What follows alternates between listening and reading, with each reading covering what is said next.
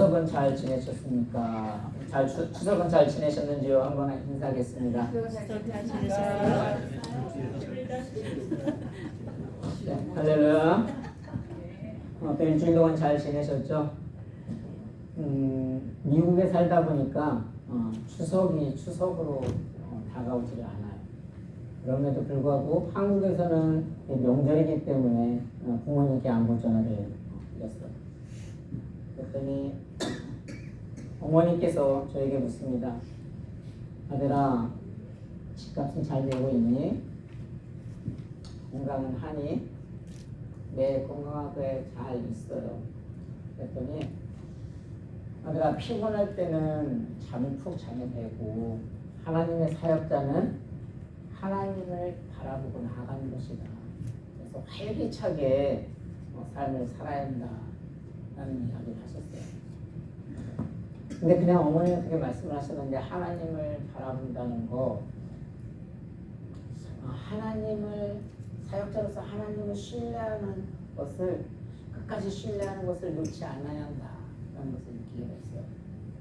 그 하나님을 끝까지 완전히 신뢰하지 않으면 이게 영적으로도 피곤이 올 수 있겠다라는 생각을 하게 됩니다.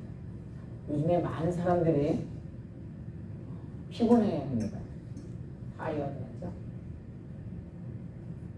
근데 우리가 원래 이게 피곤한 것이 하루 정도 잠을 자고 일어나게 되면 사실 그 피곤이 회복이 되어지게 하나님께서 우리 창조를 그렇게 하셨어요. 근데 오늘날 많은 사람들은 하루는 잠을 자고 일어나도 그래도 피곤해하는 사람들이 많이 있다는 거죠. 그래서 하루 잠을 자고 일어났을 때 회복이 되는 것은 생체적 리듬 회복이라고 말을 하고요. 내가 피곤한 상태에서 잠을 자고 일어났는데도 피곤이 내 몸에 남아있어서 생활을 하려고 하게 되면 우리는 그 생활에 영적으로 모든 것이 이 삶이 힘들죠. 그래서 이 피로가 풀리지 않는 건 만성 피로라고 말을 합니다. 근데 이 만성 피로는 누적이 되면 매우 위험해요. 왜냐하면 위기죠. 의욕이 없어져요. 모든 것이 활력이 떨어져요. 뿐만이 아니라 모든 의욕이 없고하다 보니까 이게 돌연사가 발생하는 일도 가끔 이런 부분에서 발생이 되어집니다.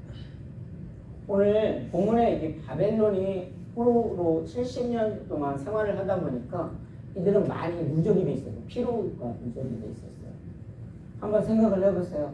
아기를 70년 동안 포로 생활하니까 아기를 낳았어요. 기쁨이 되어졌는데 그 아기 낳는데도 또 포로 노예예요.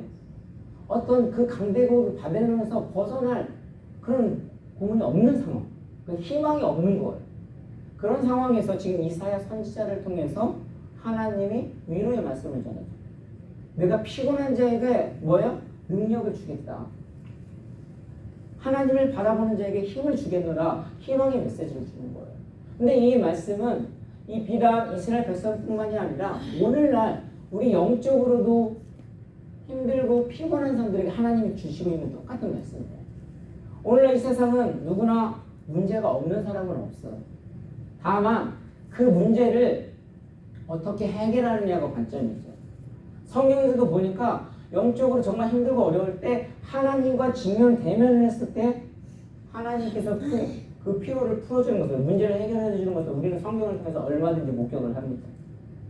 근데 오늘날도 많은 사람들이 문제 없는 사람이 없다는 거죠. 아마 여기 오늘 중학교 이렇게 같이 온 친구들도 있는데 이들도 나름대로의 고민이 있고 문제가 많이 있을 거예요.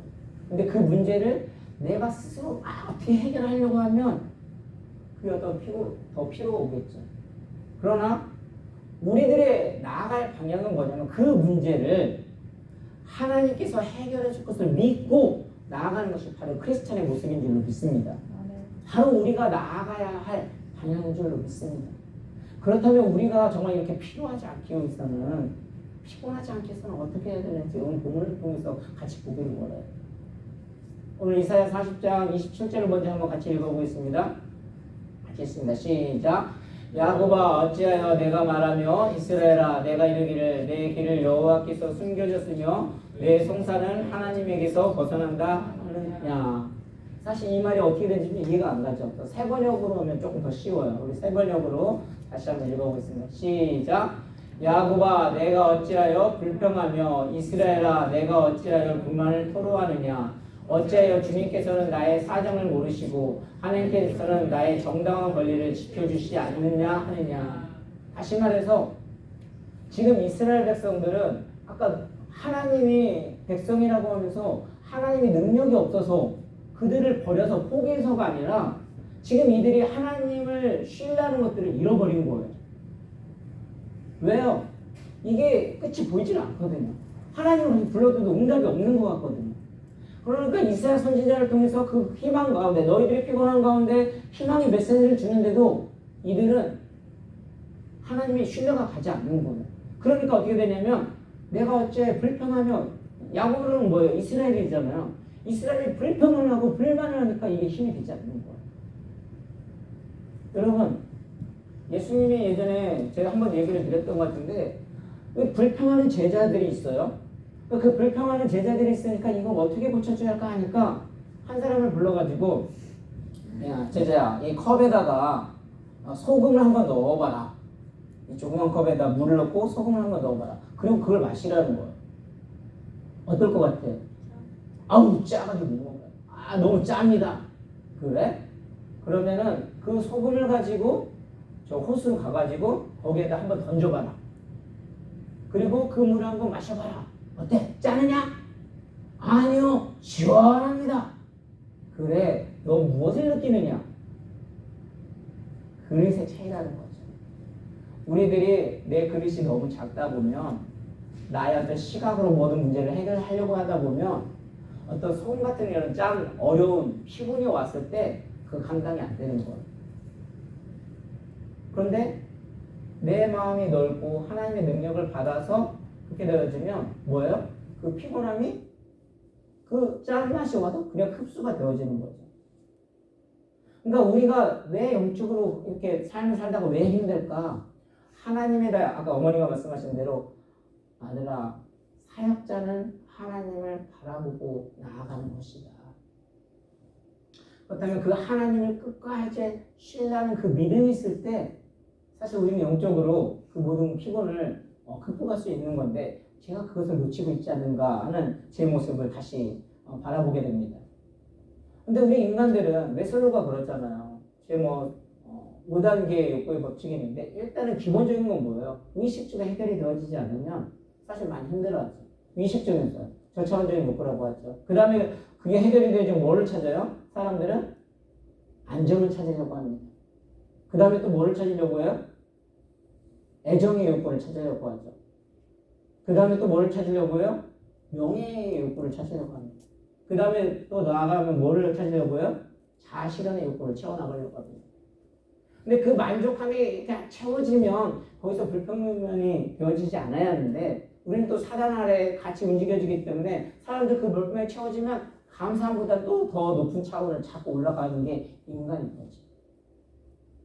근데 아까 말씀드린 대로 우리가 어떤 저차원적에서 자꾸 거기서만 놀게 되면 아무리 하나님의 은혜를 많이 주셔도 그걸 느끼지 못하는 거예요. 제가 아까 왜 동영상을 보여드렸냐면 달사람에서 뭔가를 보다가 어떤 당신이 자기가 좋아하는 그 동영상이라고 해서 이걸 봤는데 이거 몰랐던 내용은 아니었었어요. 근데 여기서도 어떤 내용이 나오냐면 아버지와 아들이 있었는데 그 아버지와 아들이 원래 약속을 하고 아버지가 먼저 직장생활을 하고 아들이 오랜만에 아버지 직장생활을 따라가는 거예요.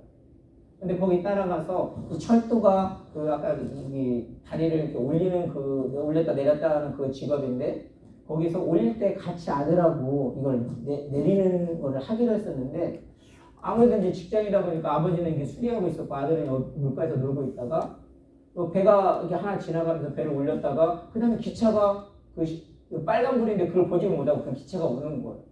근데 아들이 아빠 기차 와 부르는데 아버지는 다른 그 일을 점검을 하고 있었거든요. 그러니까 그걸 보지 못해. 그러다가 기차가 오니까 딱 하는데 아들이 그 밑으로 들어가는 걸 봤어요. 근데 그걸 내리면 어떻게 돼요? 그 아들은 죽을 수밖에 없어요. 근데 기차는 다가오고 있어요. 막 그 순간 막 고민을 하면서도 어떻게 해요? 그거를 아들을 희생하면서도 많은 사람들을 죽일 수가 없으니까 그걸 내리잖아요. 근데 그걸 내리면서 아버지는 막 죽어나는 거죠. 마음이 심지어 너무 힘든 거죠. 근데 그 기차 안에는 어떤 사람들이 있을까요? 그냥 많은 상상을 한번 해보세요. 아마 연인들이 헤어지는 사람도 있었을 것이고요. 또 기차 안에서 그냥 뭐 어떤 일이 있는지도 모르고 그냥 행복하면서 연애하는 사람도 있을 것이고, 아까 잠깐 비춰준 사람은 뭐야? 자기 삶이 너무 힘들다고 뭐를 하고 있어요? 마약을 하고 있는 거예요. 그래서 창문 국가로 봤더니 그 아버지를 모습을 보면서 아버지가 절규하는 모습을 보면서 그때 생각을 하는 거예요. 저 아버지가 도대체 무슨 일이 있었던 것일까? 나에게는 도대체 무슨 일이 있었던 것일까? 우리들이 그냥 정말 하나님을 바라보지 아니하고 세상 가운데 살아가다 보면 연애하고 돈 벌기 바쁘고 뭐 그렇게 살아가다 보면 하나님이 우리를 구해주지 않은 게 아닌데 우리는 그걸 모르고 그냥 지나가다 보면 그 안에서 나의 어떤 힘으로 살아가려다 보면 불평불만 욕구가 많이 생기게 돼요. 그런데 그 아버지의 절규하는 그 모습을 그분 때문에 우리가 사는 것을 알게 될 때는 어떻게 되는 거예요? 삶이 바뀌어지는 거죠. 그래서 저와 여러분들은 인생활이 결코 쉽다고 생각하지는 않아요. 그런데 불평불만이 아니라 감사함으로 되었을 때 진짜 새 힘이 되어지는 거예요. 여러분 누가 불평을 하면 어떻게 되는 줄 아세요? 그 불평 듣다 보면 사실 옆에서도 어떻게 돼요? 같이 짜증이 납니다. 그런데 감사하는 사람이 옆에 있으면 감사가 같이 어떻게 돼요? 저절로 나오게 되는 거죠. 그래서 정말 새 힘을 얻으려면 저와 여러분들은 불평불만이 아니라 정말 늘 감사의 조건을 찾아서 또 하나님 앞에 영광을 돌릴 수 있는 저와 여러분에게 지혜를 간절히 축원합니다. 계속해서 봅니다. 우리 28절도 한번 같이 보겠습니다. 시작. 너는 알지 못하였느냐 묻지 못하였느냐 영원하신 하나님 여호와 땅끝까지 창조하신 이는 피곤하지 않으시며 분비하지 않으시며 명철이 한이 없으시며 하시면서 우리가 피곤하지 않게 해서 불평불만 안 해야 되지만 또 뭐가 있어요? 하나님을 여기서 뭐예요? 너는 알지 못하는 하나님을 알아야 한다는 거죠. 그러니까 하나님을 안다는 것은 무슨 소리예요? 어떤 지식적으로 말하는 것이 아니에요. 그 예수님의 어머니 마리아가 남자를 알지 못하더니 라는 말이 있어요. 그 남자를 알지 못했다는 건 지식적으로 그 남자가 어떤 사람이 어떤 사람인가 알지 못했다는 소리가 아니죠. 역설적으로 말하는 거예요. 체험하지 못했다는 소리입니다. 여기서 세상에서 가장 뛰어난 것은 다른 것이 아니라 하나님을 아는 지식이라고 말을 하고 있어요. 아까도 이스라엘 백성들이 하나님이 이스라엘 백성들을 몰라라 버린 게 아니에요. 하나님의 방법으로 뭐예요? 그들을 보고 있고 지켜보고 있고 버리지 아니하고 포기도 안 하셨어요. 그냥 정말 나의 백성을 끝까지 지켜보고 있는데 그걸 뭐예요? 하나님의 백성들이 그걸 알지를 못하는 것뿐이에요. 그 기차에서 정말 하나님은 당신의 아들 예수 독생자 그리스도를 보내주셨는데 우리들은 그를 하나님을 체험하지 못했기 때문에 하나님을 알지 못했기 때문에 그걸 뭐예요? 그렇게 힘들게 살아가는 거예요. 성경은 계속해서 말씀하고 있습니다. 다른 게 아니에요. 우리 호세아 6장 3절 한번 같이 보겠습니다. 시작. 그러므로 우리가 여호와를 알자 힘써 여호와를 알자 그의 나타나시는 새벽빛같이 어김없나니 비와 같이 땅을 적시는 늦은 비와 같이 우리에게 임하시리라 하니라. 여기서도 말해 여호와를 알자 힘써 알자는 거예요. 그리고 요한복음 17장 3절 한번 있습니다. 시작. 영생은 곧 유일하신 참 하나님과 그가 보내신 자 예수 그리스도를 아는 것입니다. 참 하나님을 알 때 정말 구원이라는 자체도 어떤 영생이라는 것도 하나님을 아는 것이 비결이라고 하고 힘이라고 하고 그 구원의 방법이라고 말을 하고 있어요. 그래서 세상에는요 하나님을 아는 사람과 모르는 사람은 그냥 딱 구별되어져 있어요. 근데 하나님을 아는 게 뭐냐? 하나님을 어떻게 알 수 있느냐? 우리들은 뭐 성경 퀴즈 넣는다고 해서 성경 퀴즈 푼다 해서 물론 그것도 중요해요. 근데 그렇게 해서 정말 하나님을 알아가느냐 이거죠. 진짜 하나님을 아는 건 뭐예요? 체험적으로 만나야 된다는 거예요. 이 안다라는 히브리의 단어를 뜻을 찾아보면 정확하게 뭐라냐면 체험적으로 안다. 그러니까 지식적으로 공부를 해서 하나님을 그냥 하나님이 이 세상의 창조주야. 그냥 이렇게 이런 하나님 말고 어떤 하나님이요? 내가 만난 하나님.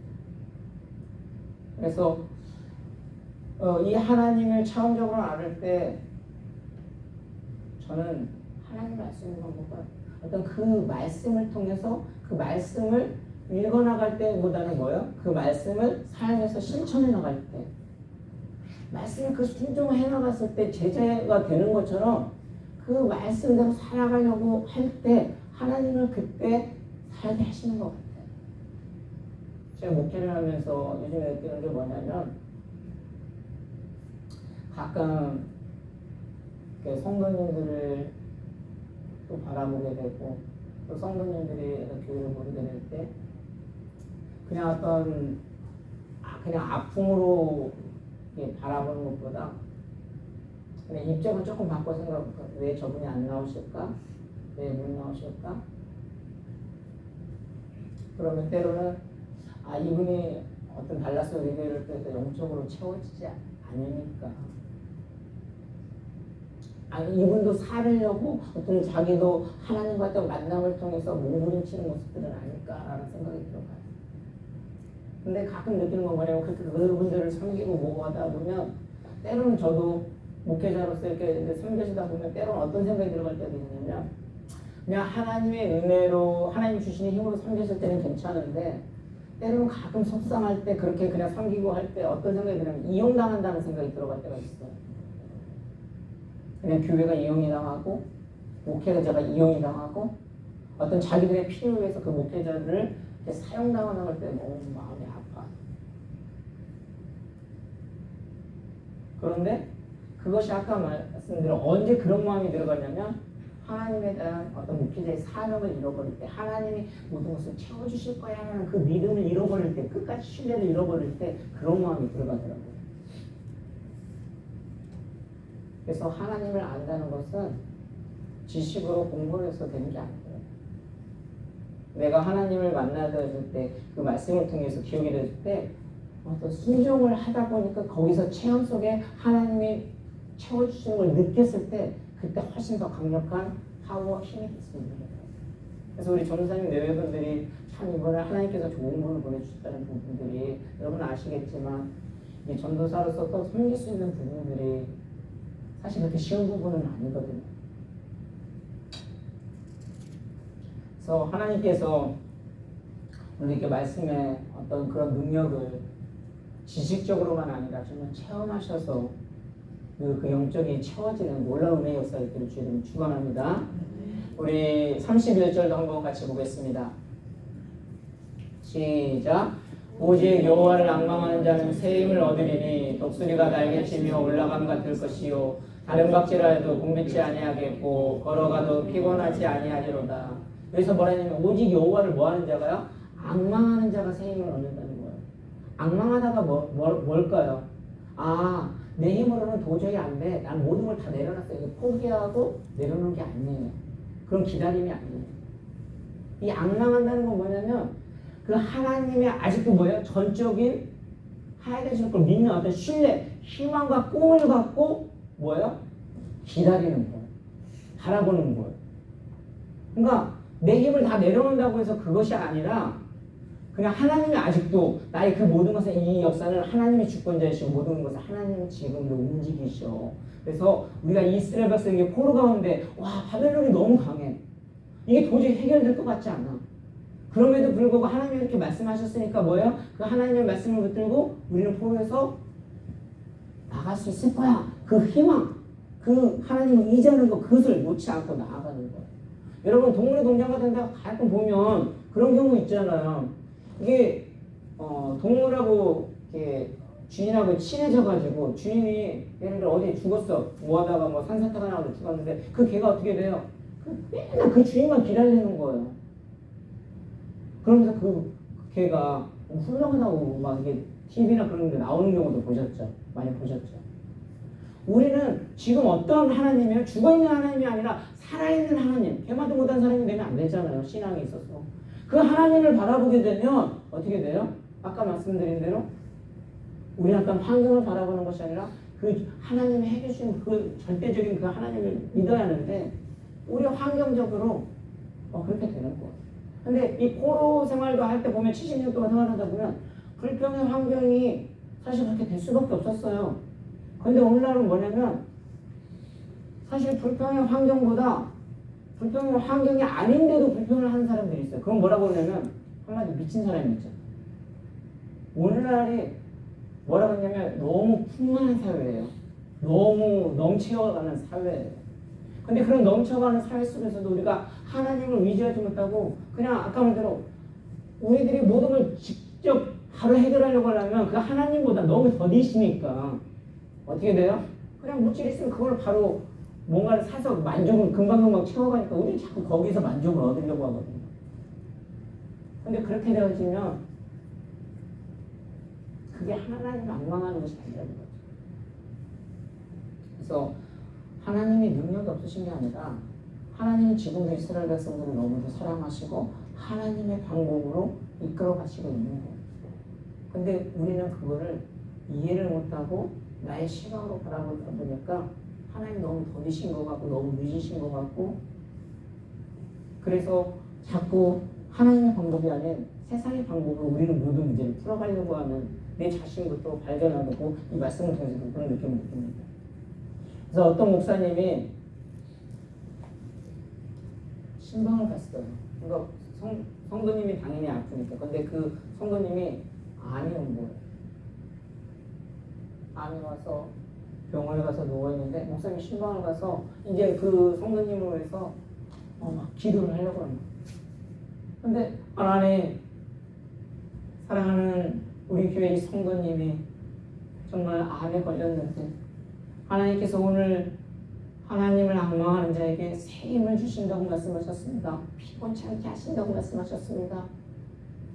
이 성도님에게 하나님을 바라볼 수 있는 힘을 주시고 능력을 허락하여서 정말 깨끗하게 암이 치유될 수 있도록 능력을 허락하여 주시옵소서. 그러면서 그 성도님을 열심히 기도하는데 그 옆에 있는 성도님이 옆에 있는 분이 거기서 그냥 아멘을 하는 거예요. 그래서 나중에 이 병원에 있던 성도님을 위해서 기도를 했는데 이분은 죄송한데 돌아가셨어요. 그리고 나중에 목사님을 찾아오는 분이 딱 병원을 찾아왔는데 교회를 찾아왔는데 목사님이 기도해 주셔 나았다는 거예요. 그래서 무슨 소린가 얘기를 들어봤더니 이 성도님은 그냥 목사님이 오시면 기도해 주는 건 당연하다고 생각을 하니까 그게 하나의 뭐라 해요? 칠의 형식으로만 생각을 했기 때문에 그걸 받아들이지 못했던 거예요. 그런데 이분은 하나님을 알지 못했는데 내가 너무 암에 대한 그런 것 때문에 좀 치료받고자 하는 그런 갈망함이 있었기 때문에 그 목사님이 기도하실 때 거기에 대해서 뭐예요? 아멘 하니까 이분이 거기서 은혜를 받으면서 이 피를 토하면서 죽은 피를 다 쏟아내고 치료를 받는 그 교회에 와가지고 하나님을 영접하게 됩니다. 그러니까 우리가 교회를 다닌다고 해서 교회를 믿지 않는다고 안 다닌다고 해서 하나님을 두려워하는 게 아니에요. 그래서 우리가 말씀을 정리를 해보면 삶을 살아가다 보면 문제는 당연히 있고 피곤함이 있을 수가 있습니다. 근데 그 피곤함의 문제를 어떻게 해결하느냐 아까 말씀드린 우리가 주어진 환경 속에서 일단